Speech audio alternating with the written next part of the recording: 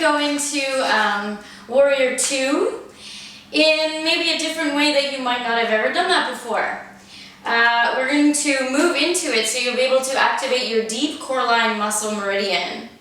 Deep is part of your core inner body. Also be able to free the hips while keeping your knees, which you only have 2 of for the rest of your life, nice and healthy. So, deep core line muscle meridian starts around your big toe, slides under your foot, around behind the shin, over the inner thighs, and up over the hips to your core. I'll just keep it there for today.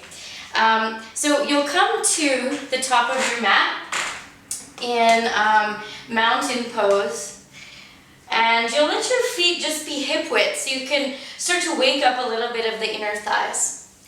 So spread the toes, roll your shoulders up and back, and already start pressing into the floor with your big toe, baby toe, center point of heel.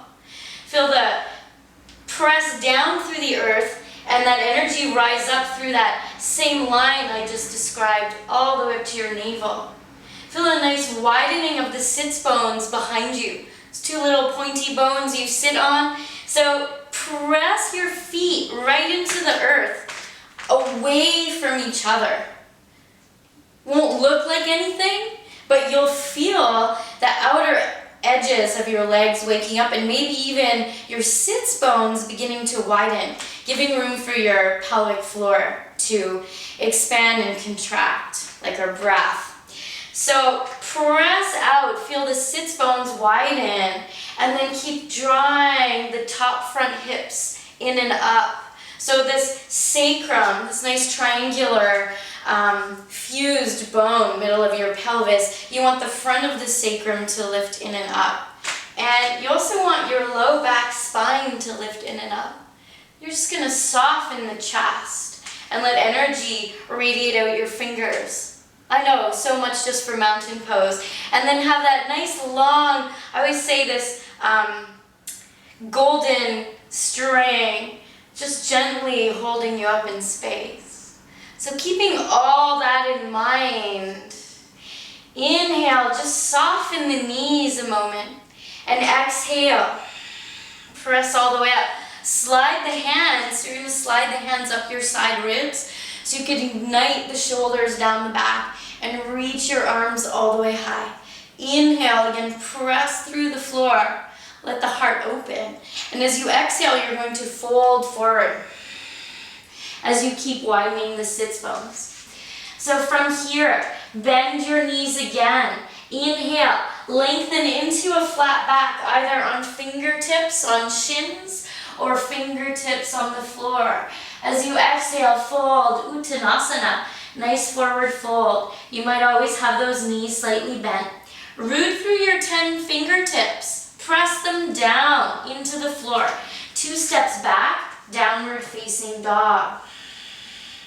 Take a nice breath there. Again, press through big toe, baby toe, center point of heel.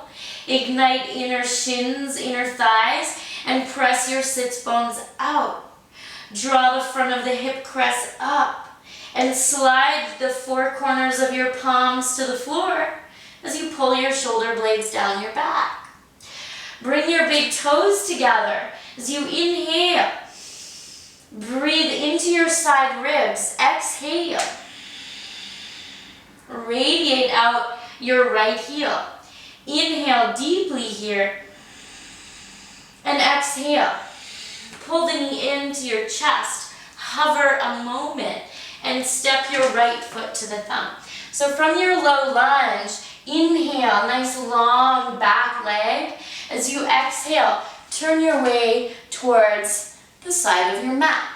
So you're going to slightly bend your knees. Let's call it Bijasana, a seed pose, something Sadie Nardini, Core Strength Vinyasa, coined, if you might say. So interlace your fingers behind you and gently sway side to side.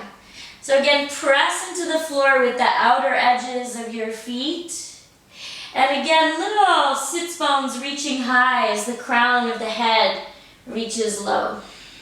Waking up inner legs, release the arms. And as you inhale, press into the floor with your feet, lengthen the spine. As you exhale, press your sits bones back. And again, lift the top of the hip crest. Keep lifting the top of the hip crest. And as you exhale, and roll your way all the way up. Inhale, let the arms reach high. So feel your connection with earth through the weight of your legs and a nice lightness up through the heart to the fingertips. So you exhale, let your hands move to your sternum. You're going to turn this right foot in and just gently soften your hip creases. So again, you begin to reach your sits bones back. From here, inhale, let the sits bones widen. And as you exhale, begin to lengthen that back leg. Lengthen the arms. And then check that your back heel, knee, and hip are in alignment. Front toes and heel, knee, of course, also in alignment. So whether your back foot is more parallel to the back of the mat, or maybe the toes slightly turned forward, all depends on what your hips want to do. So draw your shoulders down, inhale deeply, and exhale. Activate your Ujjayi breath. One more time. Inhale. Feel the breath descend to low belly, pelvic floor, and exhale. Feel that golden thread reaching out the top of your head. One more breath. And exhale. Good. Inhale deeply. And as you exhale, let the hands come to the floor on either side of your right foot. Inhale in your low lunge. And as you exhale, round through the spine and slide your leg back. Take a moment in downward facing dog. So I'm going to turn around and we'll do the same side together, other side together. So from your downward facing dog, bring the big toes together. Press through fingers, index knuckle, thumb, big toe, baby toe, center point of heel. Inhale deeply. Exhale. Left leg rises. Radiate from heel all the way out crown of head. And as you exhale, bend and draw the navel in and up. So you'll step that left foot forward. Inhale in your low lunge. And as you exhale, draw towards the side of your mat again. So to activate the deep core line, you have to activate, let your body find the ground reaction force. So as you bend your knees and press down into the earth with the feet, you'll let your body just neutralize a moment. From there, press from feet all the way up legs. So that's the action that will wake up that deep core line. Big toe under the arches, back of shin around the thighs all the way to your navel. So keep reaching your sits bones back. Again, you want to find that spaciousness and then draw the front of the hip crest. Make space there, front and back, low spine. As you exhale, press through feet. Instead of curling the tailbone, reach out the sits bones and keep lifting top of the hip crest. As you exhale, hands come to the heart.